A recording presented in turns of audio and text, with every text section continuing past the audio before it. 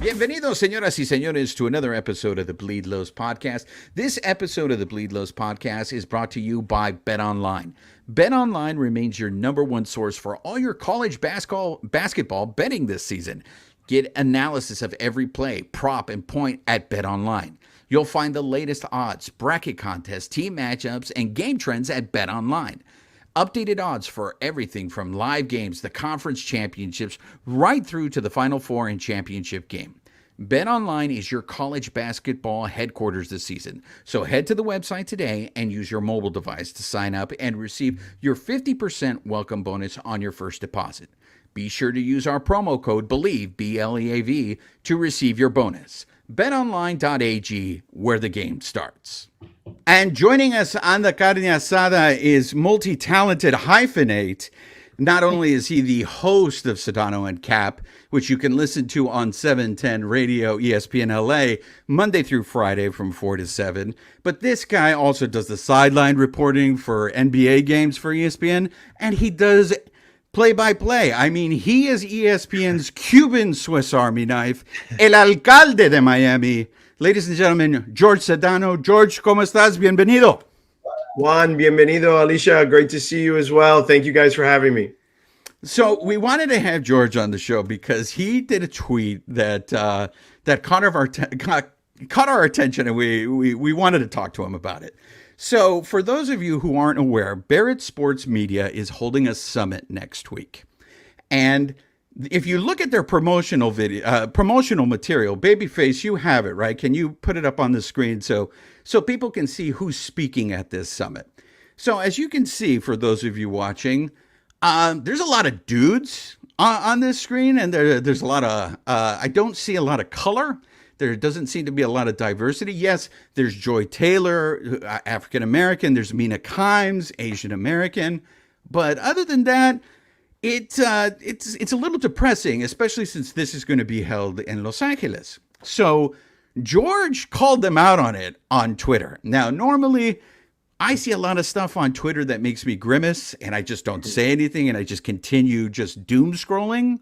But George called them out on it. So George, what made you feel like you had to say something?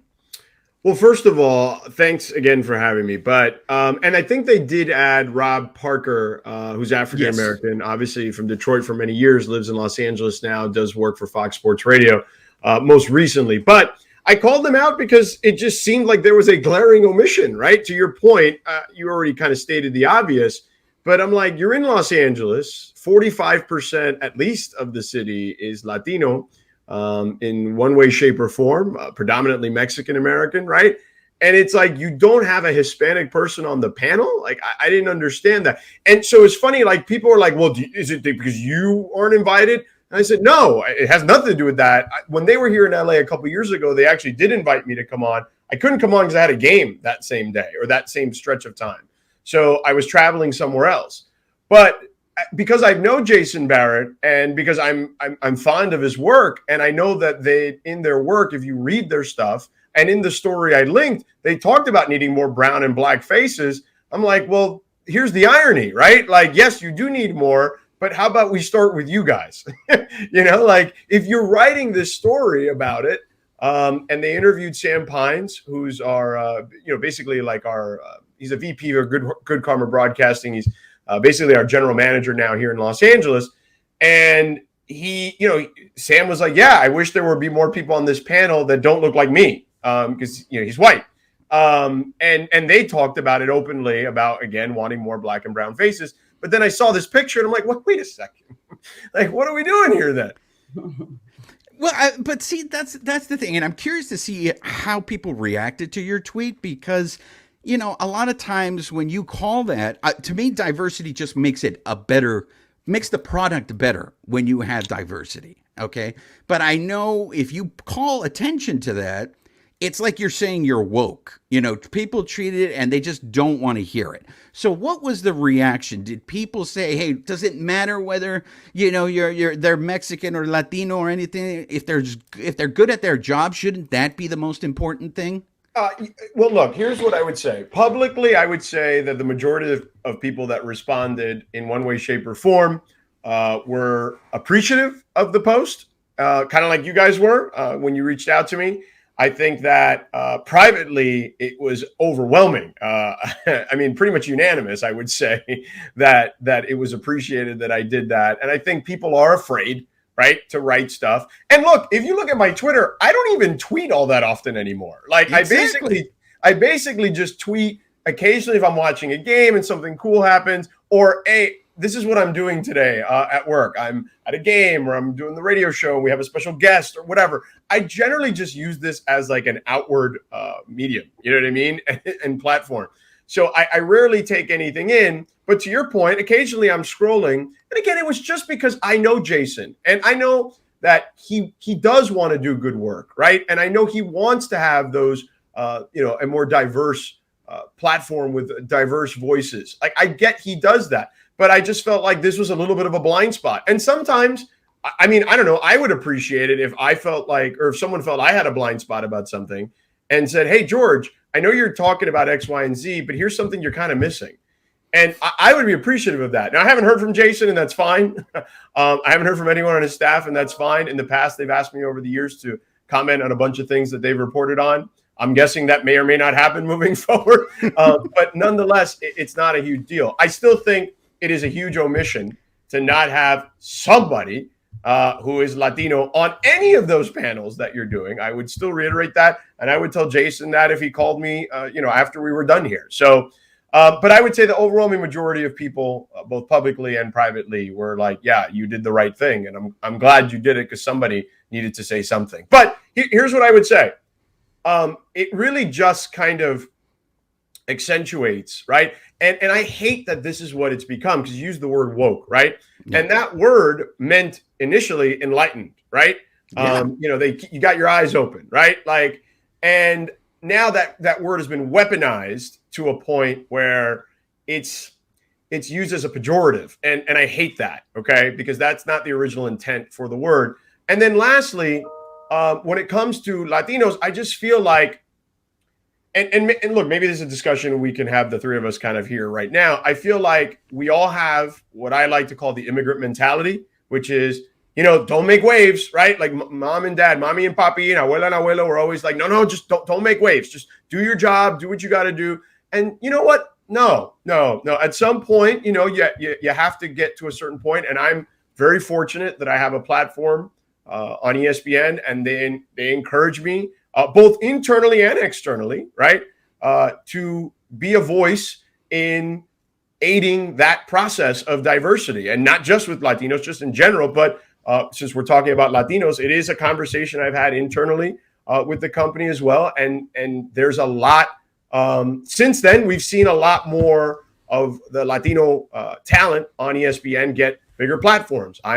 You mentioned I'm doing play-by-play now. Marley Rivera is doing a ton of baseball games, right? She's one of our lead reporters on Major League Baseball. Bernardo Osuna, was a Spanish legend. He's on ESPN Deportes, also now on our English broadcast for a number of years on Top Rank Boxing, right? So I just think that there's baby steps here, at least at ESPN, and they acknowledge that those things need to happen. I just feel like the rest of the media community, whether it's sports or not, to be frank with you, but let's just stick to sports for the moment, unfortunately, don't follow in the footsteps of ESPN and our parent company, Disney, which is very much focused on diversity being a part of it. Because to your point, yeah, I mean, having diversity doesn't just mean diversity of pigmentation or ethnicities. It means diversity of thought too, because people from different backgrounds will have different opinions on things. Absolutely. I mean, Alicia, you come from that industry. I'm curious that, like what George says, that immigrant mentality where we're just happy that we were invited to the table and we don't want to ruffle any feathers. Is that something you experienced? Absolutely, 100%. And just now, the last few years, the lockdown, whatever you want to call it, because I don't want to upset anybody, has forced me to deal with things like imposter syndrome. Even though I've been in morning radio and television in Los Angeles for 19 years, I I had that mentality, like, you're lucky to be here. I mean, I was told in my face, you're lucky to be here. You're lucky to be working in English. I tried to work with ESPN because it used to be owned by Disney. So they like to use me for promotion, but we're talking years ago, Jorge, George, I'm not trying to get anyone in trouble. Yeah. But there was a program director at your station who was a good old boy from the East Coast. I think that has a lot to do with why Latinos, specifically Mexican Americans, are not getting hired. I just think that there's this East Coast, they keep hiring one another. Does that make sense? It's not like I'll tell you what he said to me, and then you can tell me what you think of this. He said to me, you don't represent what we are. And I looked him I'm in his office there in downtown Los Angeles. And I said, I don't. I said, but, forgive me, but if you go to a Dodger game, you go to a Raider game, you go to any sporting events here, pretty much everybody looks and sounds like, us. And I used us collectively. And he said, you're just not a fit. You're just not a fit here. And I said, okay, well, if you don't like my work, that's one thing. So the one time I stuck up for myself, I was shot down. And then I was told when I got back to my station, why would you do that? Almost like I had embarrassed Hard News by trying to get a job, in our neighboring. And it wasn't a contract thing or anything. And I reverted quickly to don't ask, don't rock the boat, don't cause trouble, work hard, keep your head down, and you'll be rewarded. But George, in this industry, that's not the case. You have to toot your own horn. And I saw everyone around me doing it, but I was the only, Latina on my morning show. And so it shut me down. I did not pursue it. And it didn't seem like there were no Mexican Americans doing English, doing deportes, doing sports in English. So I ask you, as someone who's been very successful, I know it's getting better. I love my ladies out there representing. We've had several of them on here. And is there just a need for maybe at the top to have more local people hiring? Because listen, I don't know who that was I'm guessing that person that you dealt with at the radio station is no longer there and probably hasn't been there in my time. I've only been here now. This will be year 7 in the fall. So I'm guessing that person isn't around anymore. Right before you. Okay. Yeah. Well, I wouldn't know. I wouldn't know. Like, I didn't really know any. I mean, I knew some of the talent there previously, but I didn't know anybody in management there previously because that makes sense because the person who was the program director when I first got there was literally there for like a month before I got there. So he must have replaced that person you're talking about. But that doesn't sound at all like the culture that I grew up in at ESPN or at Disney. So maybe that I can't speak for it because again, I wasn't involved with that particular person because he didn't hire me or she didn't hire me. I don't know if it was a male or female. I didn't mean to make you go. No, not at all. But that was my experience. But I wanted to see if my solution, because I don't want to just complain. That's what I like about your tweets is you weren't complaining or angry. You were just pointing out an obvious. Sure. Right. So a solution that I've often talked about is, what if there were more people from here, even the Southwest, for God's sake, who are doing the hiring, who have a seat at the table? Because I feel like it's very driven by East Coast and Midwest mentality.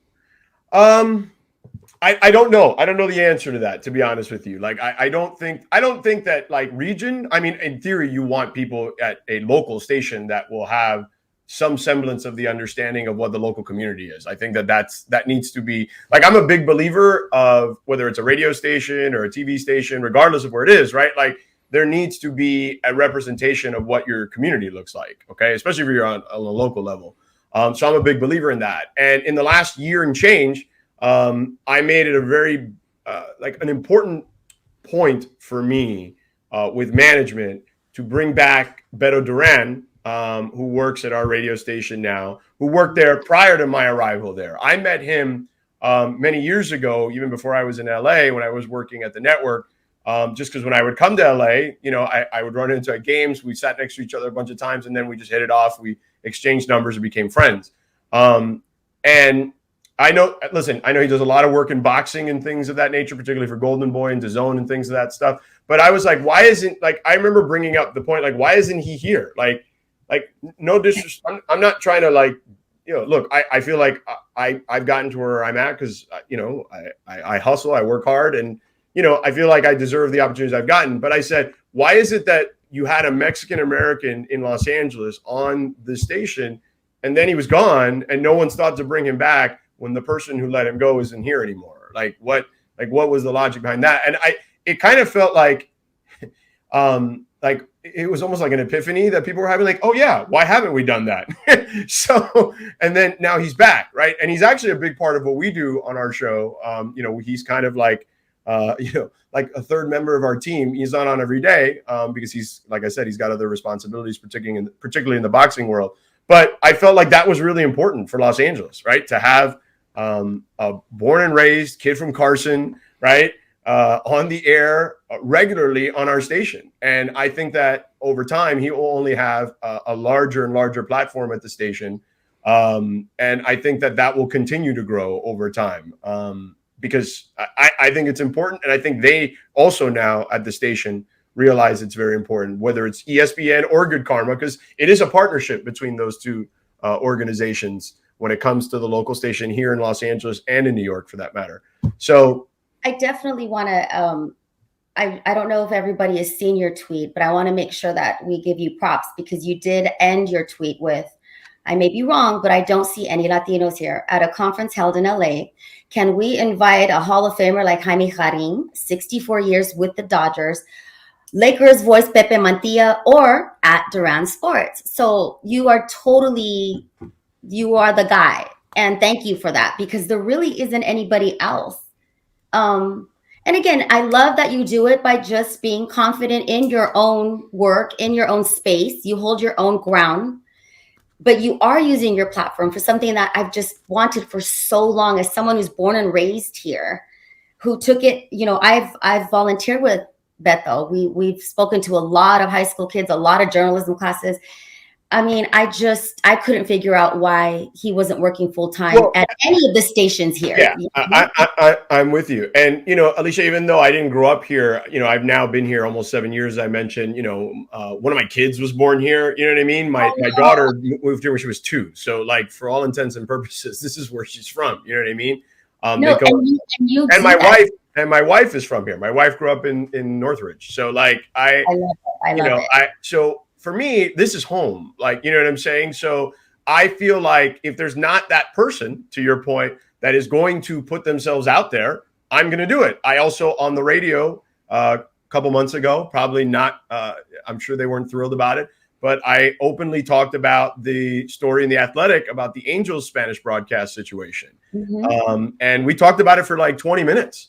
And I remember going to a Laker game that night, and I had so many people come up to me and thanking me for talking about that openly because nobody else had talked about it on it, anywhere else, it seemed like. So, so to me, I believe that you even though I'm not from here, I'm here now, and I want to always, wherever I'm at, I'm going to try to do what's best in general.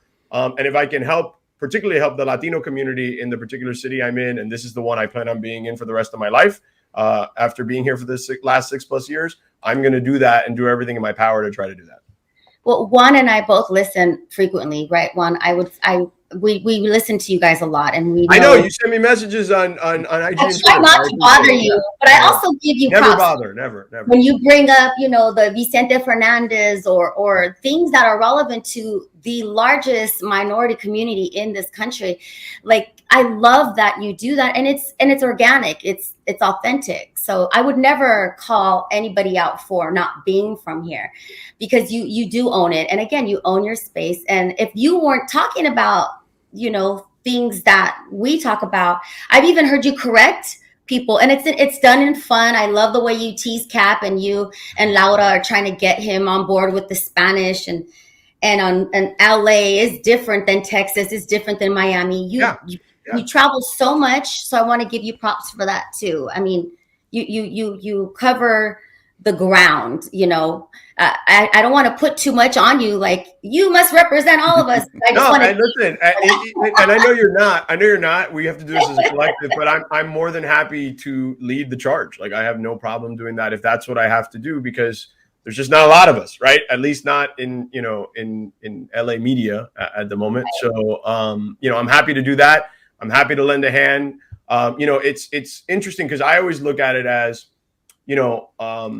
and it's funny because when I got to LA, the one thing I noticed was on the shows that I've done, whether it was the morning show when I worked with Keyshawn and LZ, or when I did the afternoon show, since when I did it by myself, or when I've done it with Cap and LZ as well. The shows I've been on have always over-indexed Latino, right? Like, it's nearly half the audience is Latino, and none of the other shows on the station, and they all have, obviously their levels of success. None of them have that percentage of the audience being Latino. And I think it's just because, to your point, there just has been a void, right, in that area. And I think that, I'm happy to try to fill that void to the best of my ability. And that's why I want to amplify voices like Beto. And I want to amplify voices like Laura, my producer. These are kids born and raised here. It's why if you go to our events, right, like, we've done so many events on the east side of town. People think of LA as the west side of town, right? Like, the people that don't live here, they think of Beverly Hills, right, and Bel Air and Santa Monica and all. And look, those places are beautiful too. Don't get me wrong. I love going there. I live in the South Bay. I love the South Bay. Okay, but I love the east side of town because it has flavor to it. You know what I'm saying? In a way that other parts of town maybe don't on the west side. You know what I'm saying? So, whether we're in La Habra or in Whittier, and that, all those areas, right? Like, in the San Gabriel area, right? Like, that is like the bulk of our listenership. And we try to do events there. Also in Orange County, we're doing a big pickleball event in Fountain Valley, right? Like, I think as a station, we really try to focus on the east side of town, whether it's LA or Orange County, because I think that most people think of LA and Orange County. They think of those cities I mentioned, or, Laguna Niguel or whatever, or all those cities that, again, are beautiful. But I don't feel like that truly represents fully what LA is. Again, this is such a great improvement. I think we both agree that this is something new, and I like it, and keep it going. And I know we're going to lose you soon, so one has to get to. We got to talk. It's okay. We can talk about Dodgers and Couples. Yeah. That's what we need. Listen, I need your guys' support too, though. I need you guys.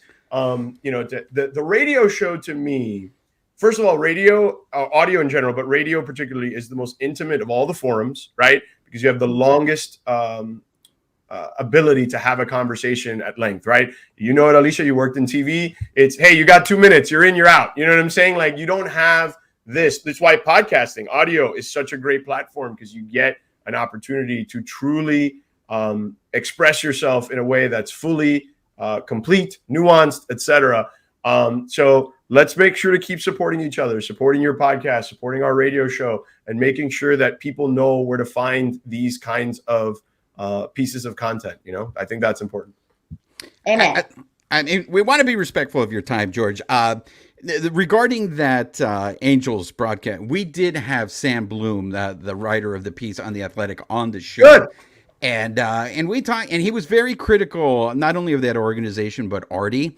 And I know this is coming off of your message of we got to support each other, but at the same time, Artie Moreno has been, a lot of people look up to him because he's a Mexican American who owns a baseball team, and it seems like he kind of has let people down in the way that he hasn't invested in the Spanish broadcast, which I think is very depressing. But I digress. We did do an episode. Look back. We interviewed Sam Bloom. You can find it on YouTube. I'll check it out. But we want to end the show the way we always end the show. Let's talk Dodgers. Okay, I'm going to get a quick question in about the Dodgers, because we call ourselves the Carne Asada because we just like to hang around and shoot the shit. So this is what we call our kickback questions. Okay. So these are rapid fire questions. If you want to give a longer answer, by all means, do it. Okay. But it really seems like Dave Roberts, I just came back from spring training. We talked to him. They're really going out of their way to make sure that James Outman doesn't make the opening day roster because he has options. It's crazy. He is outplaying. So the injuries are starting to pile up. How nervous are you about this upcoming season, George? I think this is a really interesting season. So it's funny because a couple of days ago, maybe it was last week, we talked about how I thought this was going to be one of those seasons. If I were the Dodgers, now granted, I know that their purpose is always to try to win a championship. I understand that. Okay, so that is left unsaid at this point, or actually said since I said it. But I think they need to. They really need to play these young guys now. Okay. Whether it's Outman specifically, he has outperformed everyone, I think, in the outfield.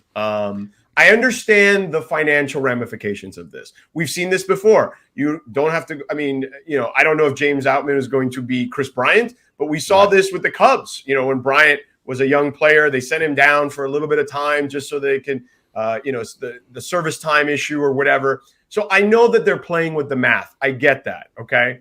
But I hope it doesn't come at the cost of victories, because I do think that you have yourself a situation where you've got a group of guys who, let's face it, are no longer young anymore, right? Like they have a number of guys in this roster that are on the other side of 30.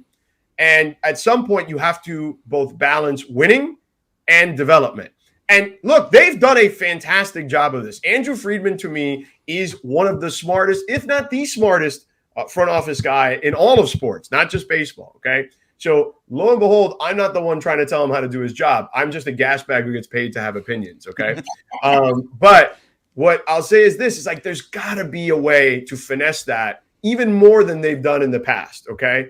And they've done it well, but I don't want it to come at the cost of victories. Vargas is another one. I want to see Vargas playing. If Max Muncy is playing DH that day, or he's got a day off, let me see Vargas at third base. I know Vargas played second base yesterday in spring training. Like, let me see some of that. Let's mix it up. And Dave has done a real good job of moving guys around, playing multiple positions. So I'm fairly confident they'll be able to accomplish this, but I do think it's going to be an interesting season to try to balance those things. And also the pitching staff, right? Yeah. Bullpens are always super volatile. There's no rhyme or reason to how bullpens work on a yearly basis. They're going to go closer by committee, which can always be a bit of a challenge. And then their rotation. If you think about it, obviously no Walker Buehler again this year because of the injury. Dustin May should come back, and you're hopeful that he's going to come back to form. Syndergaard, I think, is a good risk versus reward situation. Urias has been fantastic, but he's going into a contract situation soon, right? So I'm curious to see how that works itself out. And there's the everlasting question of Clayton Kershaw, who is, he bleeds Dodger blue. I want him to finish his career as a Dodger, but I'm also a big advocate of the biggest predictor of future injury is past injury. And they know that they have to manage him a certain way. So I am curious to see how this goes, because I don't think this is a team that is going to run away with the division like they have the last, two out of the last 3 years or whatever it's been. Absolutely. Real quick, the WBC. I just got back from Phoenix. There is an appetite for this, George. And what I find ironic is Major League Baseball puts on this event, and I feel Major League Baseball is the biggest enemy of the World Baseball Classic. So Am weird. I wrong? Yeah. No, you're right. It's that environment, and I've been to a WBC game, okay? The environment for those games, whether they're overseas or whether they're here in the States, are out of control. It's a huge party. And honestly, that's the way it should be every single game. And I guarantee you that if the environment was more like that at every major league park, then I think that Major League Baseball would be even more suitable for young viewers. Like young people, and I don't mean like little kids. I mean like where baseball loses people, I think, is not the little kids, although the time of the game certainly has been a factor with that. And I do love all the changes that they're making, particularly to shorten the game, because I do think that we all, not just kids, we all have issues with time these days, right? And attention spans. But I do think that games can get boring, right? Yeah. And I think that just the atmosphere alone to me would give people more of an incentive to attend games. And I'm talking about, kids like in college, right? Or young adults who are maybe just out of college, who are like maybe thinking to themselves like, oh, let's go, you only have so much income, right? To go to a game or hang out or whatever. And instead of going to a baseball game, they're like, oh, let's just save our money and go to, I don't know, a Laker game or a Clipper game or whatever other sport, right?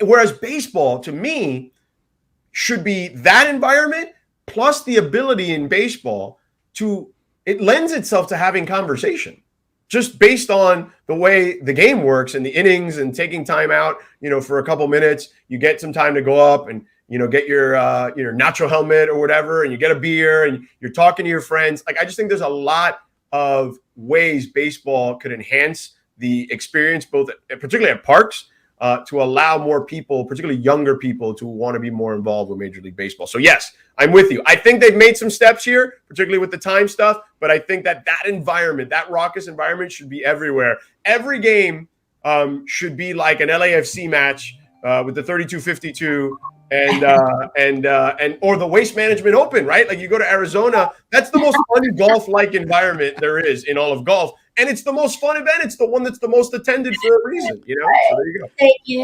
Take it off. Yeah. They're crazy throwing beer.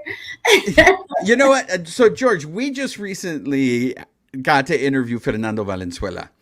And it's hard. You want to do a serious interview, but at the same time, it's an idol.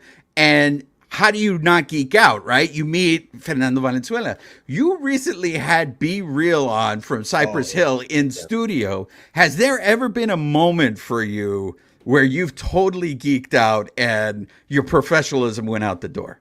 Oh, I mean, a lot of times, particularly when there's non-sports people in there, it's generally the case because you go to the place. Like, I remember being a kid listening to Cypress Hill. And I used to have like an older cousin who would have to buy the cassettes for me because I couldn't go to the store and buy it because it was explicit lyrics and I was too young. So and by the way, the same thing, I grew up, and we all grew up of an era where hip hop was exploding at that particular time, right? East Coast, West Coast, you name it, right? So whether it was Cypress Hill or NWA, on the West Coast, right? On the East Coast, right?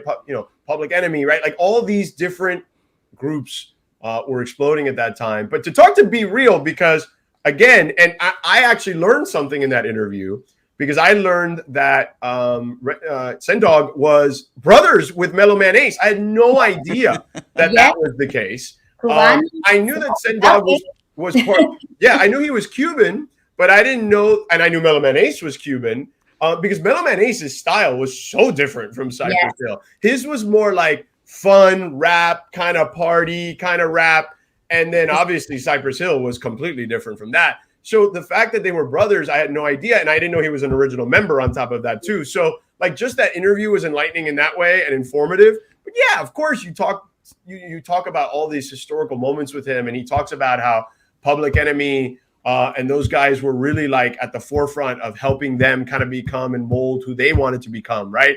And then he did the same thing for Method Man and those guys, because they were touring with them when they were younger, whatever. Like, so there's just like a lot of that, you know what I'm saying? So I do believe that, to me, those are the most fun interviews, because I mean, I talk sports for a living, man. Like, when I can talk about stuff that actually like resonates with like my childhood and the way I grew up, I think that's different. And, he told a great story. I asked him about, when he first thought like he arrived, and he said that they used to go to the mall in Montebello, and they used to go there all the time. And then after Insane in the Brain popped, that they went there just figuring, oh, we always go there, let's just go there. And that the crowd like rushed them, and like they created this huge ruckus in the mall, and they had to get escorted out of the mall. Like, it was crazy. So like, yeah, just having those conversations, again, to the point that we were talking about earlier, to have those conversations about the east side of LA, right? And just like, people who grew up here and expressing those thoughts and what it meant to them to grow up here, and to be able to expand that platform from outside of Los Angeles, something they never would have thought they could have done. and become worldwide megastars, right? That to me, just having those conversations are just fun and awesome, you know? Absolutely. Okay, two more, and then we'll let you go, George. So, the Greg Popovich, you got him to smile. Is the fear in the sideline reporting world, is the fear of Greg Popovich real? No question. It is absolutely real. So let me give you a little background on that story. I've told this story before. So I had the Spurs twice in my career, only twice. It's been interesting. I've only had them twice. So the first time I had them, there's a rule. I'll let people behind the curtain a little bit. So those coaches interviews, we are not, they get blown off if the game is 20 points or more. So if it's 20 points or more, they don't happen, because why are you going to put the coach in that position? You know what I mean? It's just, there's no point in that. So I did a game. My first Spurs game was in San Antonio. It was against the Rockets and James Harden and those guys. And this was my first Pop game. So we went in, and before these games, we meet with the coaches for like 15 minutes, 20 minutes off camera. We just, for background stuff. And we usually end up having like real normal, like adult conversations in there, right? About all sorts of stuff that's going on in the world. And, Pop is very worldly and has a lot of opinions outside of sports. So we were having a conversation about some non-sports content, right? And, we walked out of there and everybody was just kind of laughing or whatever. And we walked out, and Mike Breen came up to me and says, I just want to warn you, what you saw in there is not what you're going to see out there. And no matter, like he's great in those settings, but when he hates those interviews, and he's going to do whatever he does in those interviews. So I said, okay. So then the game is going on. They're the home team. So the home coach goes in the third quarter, at the end of the third quarter. And the game is like 21, 22. And I'm going, oh no. I'm like, I hope they don't, like, at this point, I'm like, the worst case scenario is I got to interview him and it's like an 18 or 19 point game. He's already hates these things. Now he's going to have to do it when he's basically like 1 point away or 2 points away from the rule. So I'm like, please just don't happen. And like, people are texting me at this point, like going, this is your worst case scenario. And I'm just going, oh no. So luckily the Rockets went on a run, and they ended up winning the quarter, I think by like 25 or whatever. They're up 25 going into the fourth. So I didn't have to do Pop. So fast forward another year, we're in Toronto. DeMar DeRozan gets traded to the Spurs. It's his return game to Toronto. Obviously, Kawhi is on the other side, and he's playing in Toronto. But we had dubbed this the DeMar DeRozan return game in Toronto. So it's me, Mark Jones, and Doris Burke. And we go in, we do the same interview that I did in the game in San Antonio. And Doris actually asks him a funny question in that meeting. And she said, hey, Pop, Toronto, they jump out on teams really fast. Like they're really good in the first quarters. Like, what do you do if they jump out on you? He's like, I'll call timeout and I'll just yell at them or whatever. And then she goes, yeah. And then poor George has to talk to you. And then he looks at me and he goes, yeah. And then I'll ask you, what kind of BS question is that? And he said the word BS. So we start laughing or whatever. Ha ha ha. We're walking out. And then Doris grabs me, unbeknownst that Mike had done the same thing a year ago. And she goes, let me warn you. He will, whatever happened in that room will not happen out there. I said, no, Mike told me last year, trust me. I think I got a game plan here. And she goes, okay, I just want you to know, like, it can be really rough out there. And I'm like, yeah, no problem. So then I go into the interview, and in my head, I'm like, okay, I'm only going to ask him one question. And then the second question is going to be, do you want to just wrap this up? And I figured it can only go one of two ways, right? He's either going to yell at me like he would to anybody else, or he's going to find it charming. So I asked him the first question about DeMar, and I said, hey, DeMar's return game, how do you feel he's managed his emotions or whatever in the first quarter? And he goes, he's done well. And that was what he said. So I look at him and I said, okay. I said, well, you know what? How about I try to come out ahead in this one, and we just ended on that one. And then he looks at me like this mother bleeper. That was the face he looked at me with.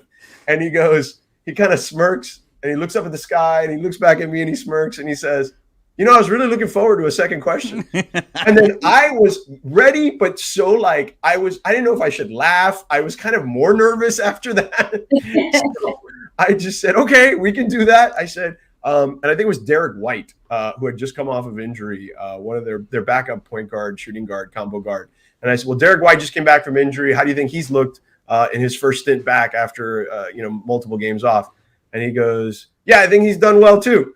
And I go, okay, great. Thanks, Pop. I appreciate it. And he goes, that was fun. And I said, yeah, we should do it again sometime. And then he just laughed and he slapped me on the butt and he kept it moving. And that was it. And I sent it back. And then Doris Burke and Mark Jones were laughing. They could not stop laughing on the air. And Doris Burke's like, that's how you do it, George Sedano. That's how you do it. That's a master class in how you do it. I swear to God, this is not an exaggeration. I must have gotten easily 70 to 80 text messages within a span of 10 minutes of that interview, and it then going viral on the internet. Like, it was hilarious. So yes, to answer your question, that's a long way to go around to tell you the whole story, and to tell you that the fear is real. Although he has softened up. I shouldn't say that too loud. He has softened up recently. He has been more engaged in those interviews, but I have not had a chance to see him since 2019. So. All right, last one, George. We end the show this way with all our guests. We're up on the Bleed Los podcast. We're about the Dodgers. We're about Los Angeles, but we're about tacos. And I know you guys, I know Beto takes you guys on taco tours. Yeah. So I need to know, what is your favorite taco and where do you go to get that taco? Well, Don Cuco for sure is number one. If I had to go like a mom and pop chain, there's not a ton of them. Trying to think like ones that I really like. El Tacos Goloso in South Bay is good. I like to go to the original one in Harbor City. They've got a one on PCH and Hawthorne and Torrance. And then they've got another one. I want to say in El Segundo. No, I'm sorry. They opened one up at Hermosa Beach Pier. That's where they opened up one recently. But the original one in Harbor City is my favorite. It's right there on Anaheim and Vermont, right by the hospital. So I like going there. That's kind of my favorite spot. It's also the closest one to me because, so I feel like that one. And again, because it's the original one, I feel like the way they cook it is just different there. No offense to the other locations. I feel like that grill is a little different. It's a little more seasoned. You know what I mean? So what's your protein of choice then? I like carnitas. That's me personally. Yes. I'm Cuban. We love pork. You know what I'm saying? So like, that's our thing. But look, I don't mind carne asada. I don't mind, pollo. It doesn't matter to me. Like so I used to go to a place. I'm trying to remember. It was a truck. I lived in Pasadena when I first moved here. There was a truck. I don't remember the name right now. But they were there every week. Or every day, I'm sorry, and they were only there for dinner. They'd get there kind of like, I think 4:30 or 5 o'clock, and they were there till like 10 o'clock at night. I wish I remembered the name. My apologies, because I don't remember right off the top. It was right off the 210. And is it Orange? Was it 210? It wasn't Orange Grove. It was probably a little further south, a little further west on the 210. I don't remember right now, but I wish I remember. But that was years and years and years ago. But Don Cuco for sure on the east side of town. And then in the South Bay, I like the Harbor City location of Tacos El Goloso. Well, if you like carnitas, you should talk to Briones, because there's a place in the Central Market, La Moreliana, that he swears by. So ask Briones about it. He'll tell you. So that's good. We want to give a big thanks to the king of the turtleneck for coming on the show and being we're so sorry that we went over on time, George. No, it's okay. I'm happy to do it. What on the socials, where can our audience follow you? Twitter is just at Sedano, Sedano, and then on Instagram at Jorge Sedano ESPN. They wouldn't give me at Sedano on Instagram. I don't know what happened there, but I had to go. They couldn't even give me my name either. Like I just had to go. I had to add the ESPN, but it is what it is. It's a little more complicated, but it's. I'm also way more. I'm not actually I'm trying to think. I'm okay active on Instagram. More stories, less posts. But yeah, you can find me there. Twitter. I think Twitter will just depend. This time of year, actually, NBA playoffs coming, I'll probably be more active on Twitter, so you can find me there for sure. Right on. Don't forget to post your pickleball victory. Yes. Well, I don't know how many victories we'll have. You got to win 6 matches to win the whole thing. If we win 1 or 2, I'll be more than happy with that. Well, we appreciate your candor, George, and I have to say this, that version of the morning show with you and Keyshawn and LZ, I feel LA misses LZ a lot. Yeah. And to have I wish that your station had more shows like that. I know that I feel like LC was censored a lot, but I really would. I loved, and that's what I loved about that show is when you guys talked about stuff outside of sports. It was a real cathartic experience. So I want to thank you for that. LZ is still one of my dearest friends. He was in town for the LeBron breaking the scoring record, and we sat next to each other during the game the whole time. I ran into him in San Antonio. I was there to do the Alamo Bowl this year. And we went to have lunch. We went to lunch for 3 hours. So, we text all the time, but yeah, I mean, still one of my closest friends. LA does miss him. I don't think there's any question about that. And that morning show was LA. So for those of you who know what I'm talking about, that was a great representation of Los Angeles. So George, once again, thank you for coming on the show. El Alcalde of Miami, we wish you the best of luck. Listen to Sedano and Cap. Check out the Lockdown podcast, by the way. Yeah. I mean, this is the hardest working man in sports. He's always working. Always. I gotta stay working. You know what I mean? I figured if I stop, they may get rid of me. So I figure I might as well stick around and keep working. So Juan, Alicia, my pleasure. Let's do it again soon. Absolutely. Thank you, Jorge. Thank you, guys. Take care. And a big thank you once again to Jorge Sedano. I know he doesn't like being called Jorge, but it's like the way he spells it, it's just a force of habit. I felt bad there at the end that I said Jorge. But yeah, it's just a force of habit there. You know how those Cubans are. But I did not expect that interview to go as long as it did. So I'm very thankful to George for giving us all that time. Alicia, you got into it a little bit with him in terms of like your experiences in the industry. And it seems like you guys have had different experiences. So I want to give you an opportunity to clarify a little bit. Oh, thank you. Yeah, I did have a really good time with him on. I'm happy. I hope he had a good time. It seemed like it, right? I hope so too. I mean, usually when it goes long, it's a good sign, right? And if we could have kept talking, right? Because we didn't even get to ask him about his favorite tortillas, and then what else do you ask the Caribbean? Our neighbors over on the East Coast. Yeah, the big debate about beans. Are they frijoles or are they habichuelas? One of our listeners, Oscar Basulto, I don't know if you saw this, babyface. He had posted on Twitter that we should have a shirt that says, by the way, it's pronounced frijoles, referring to beans or frijoles. So anyways, no, Alicia, I wanted to give you the floor there. I love it. We are all inclusive here at the Bleed Loves podcast.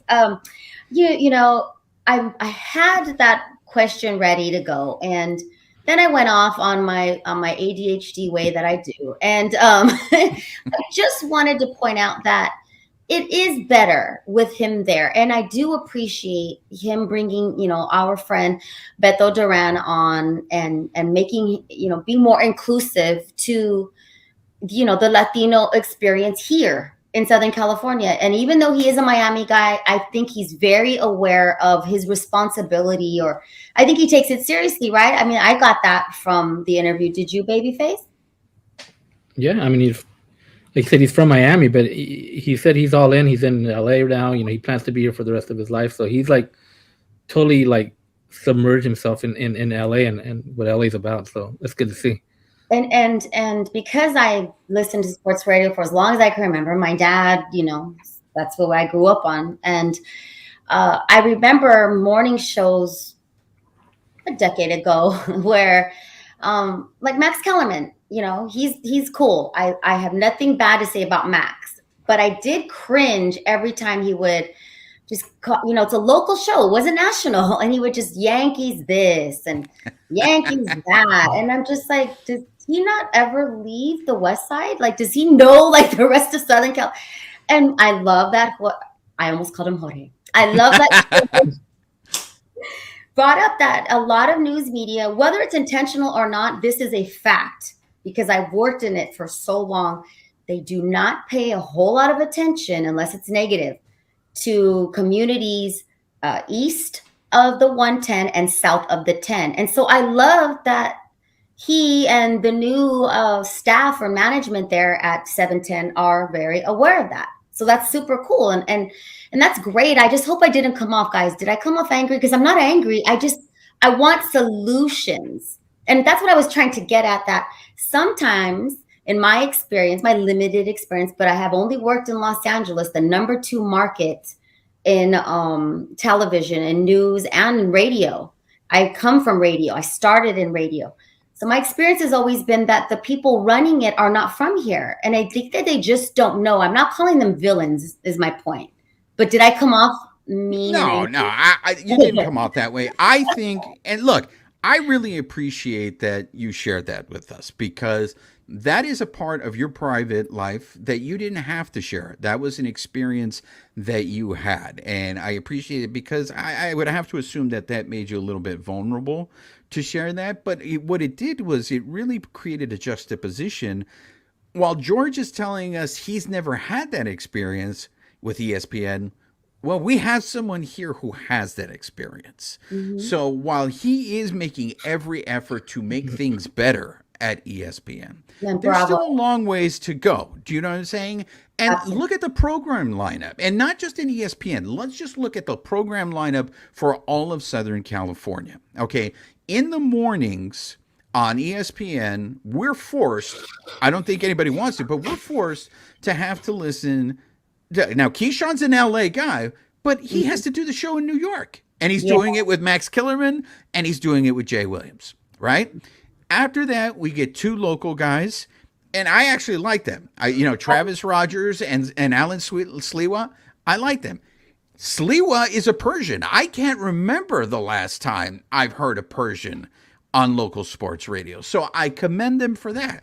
But after that, Steve Mason is a friend of the carne asada. We love Steve Mason, and John Ireland. But like the extent of the diversity there is Alan Sliwa. And then we have the afternoon show with George and Cap. And Cap is super he lived a very isolated life. But I'm glad he's opening up. Am I wrong? I don't mean that mean, but at least he shows he doesn't try to act like he knows stuff. And I'm grateful, because dude, just don't go ahead and learn, and so I'm grateful that there's a lot of people around him. In fact, I should have asked George this. Okay, guys, listen up. So to work in this industry in Southern California, if you're full-time, you have to join SAG-AFTRA. You have to be union, okay?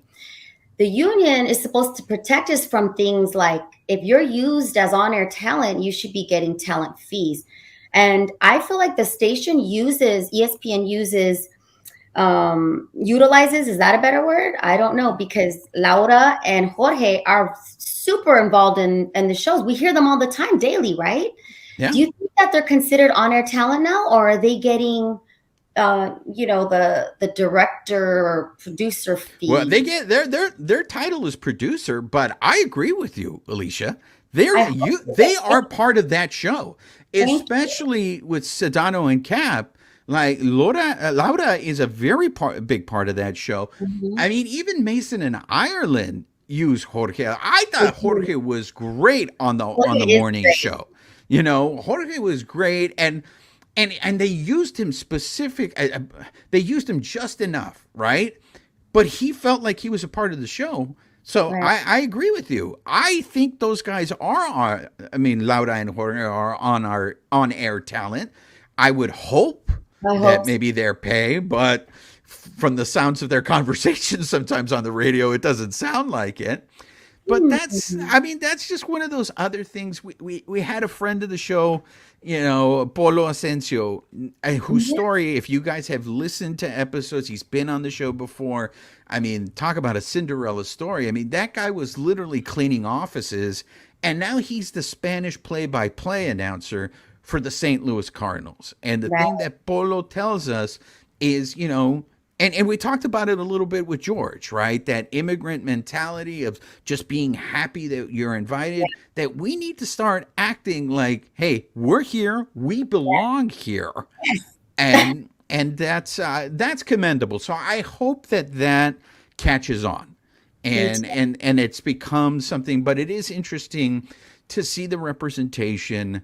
And I mean, if you look even at the other one, 570, it wasn't until recently, friend of the show, Fred Rogan, we love Fred, but he had Rodney Pete as his partner. Like before, if you look at 570, we love Petros and Money, Yes. But I don't think there's much diversity on the other sports radio channel. In the morning, you got to listen to Dan Patrick, and then you get Colin Cowherd.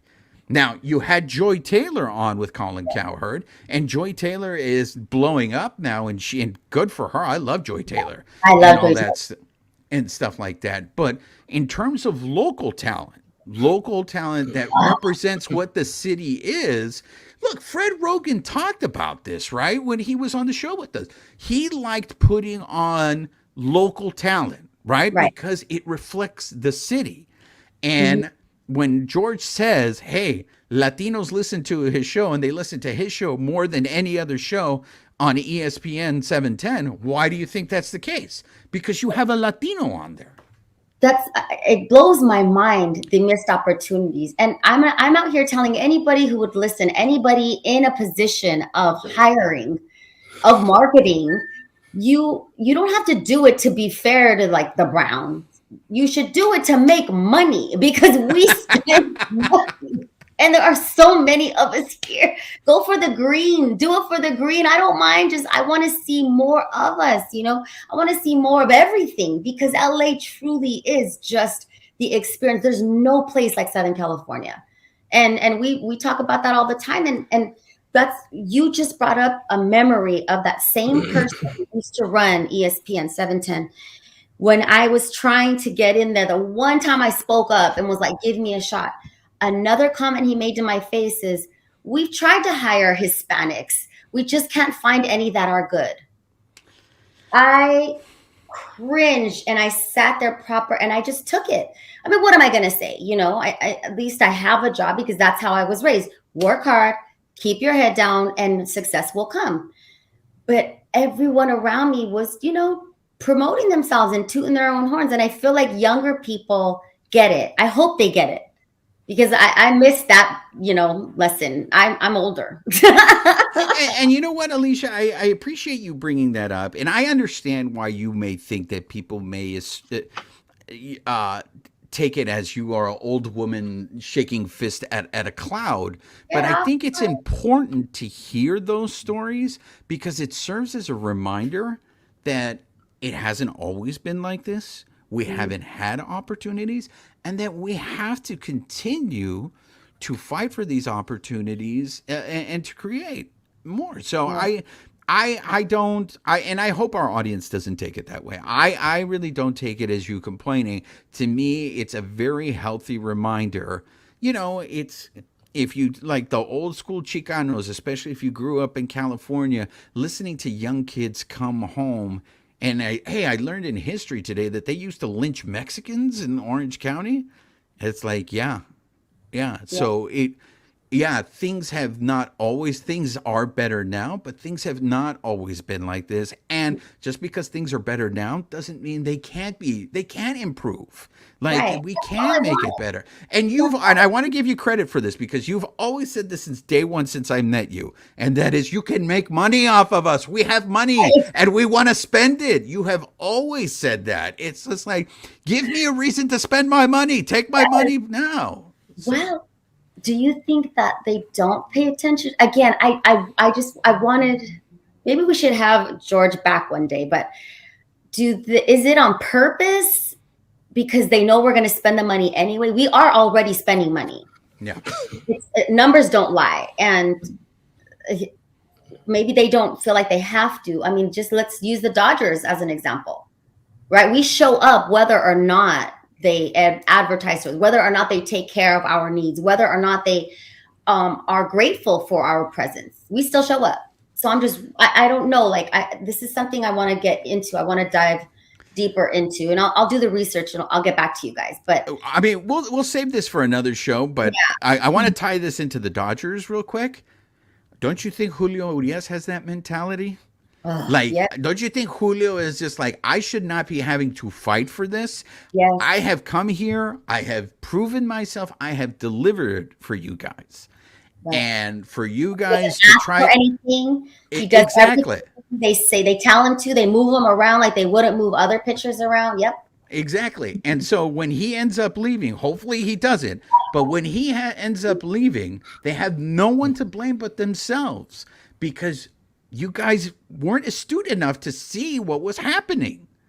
And that's the worst, right? When someone's quiet and they don't say anything and then they drop the hammer on you, and then you're just like, well, we didn't know that you were upset. It's like, should I have to tell you that I'm upset? Are you not aware? So I think that's, in terms of trying to compare this to a Dodger situation, to me, Julio Urias is the perfect example. A guy who shows up, does the job, does it well, and now it's time to reward him, and we'll see what they do. Look, I hope he stays with this team. I think he's an important pillar going forward for this team. But it's interesting. Like I said, when we first reached out to George, it was supposed to be a quick little visit. As you could tell, it's an interesting subject, so we're very thankful that he came on the show. Keep it going, George. Keep it going. And it shouldn't be. He's right. It shouldn't all be on George. We should all be this. We should all do this together. So I want to thank the time to all our listeners, our subscribers, for supporting this show. We're continuing to grow, and we're going to start acting like we belong there, right, Alicia? That's right.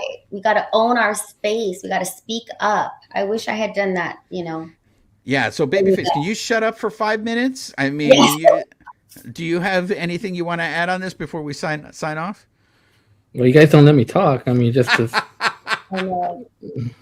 Can't help it. Go ahead, Babyface. What do you think? Babyface. Well, now I got stage fright, so it's like. All right, last chance. If you don't, I don't want you to say, after the show, oh, now I remember what I wanted to say. I mean. Obviously what George said is important, right? And we when we saw what he said, like, I immediately reached out to him and, like, we told him, hey, it's pretty incredible to us that we're the only all Latino podcast in LA, right? In LA that's talking about the Dodgers. Like, we're the only one, right? Like, how is that possible? Like, how is that?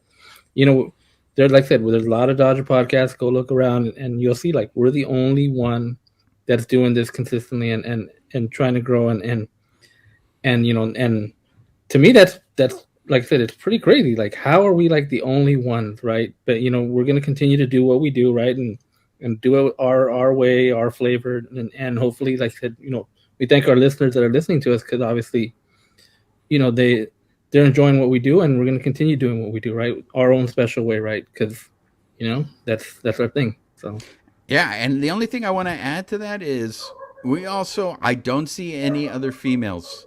I don't see any other women, and we have our co-host here, giving those opinions. So again, diversity is important to us. We even have dogs on the show. So I mean, that's, yeah, we are all inclusive. So that being said, if you have stumbled upon us on YouTube, make sure you subscribe to the YouTube channel. If you like to listen to us on the car, subscribe to the audio. Tell your friends. Help spread the word. You want this to grow? We need your help. We need you to, if you like what you're listening to, tell 5 of your friends. Go ahead and do it and spread the word. So, for this episode of the Bleed Los podcast, you ha sido su servidor Juan Ramírez, de parte de mis colegas Alicia Del Valle and Babyface. This episode of the Bleed Los podcast has been brought to you by Bet Online, where the game starts. Nos vemos para la próxima.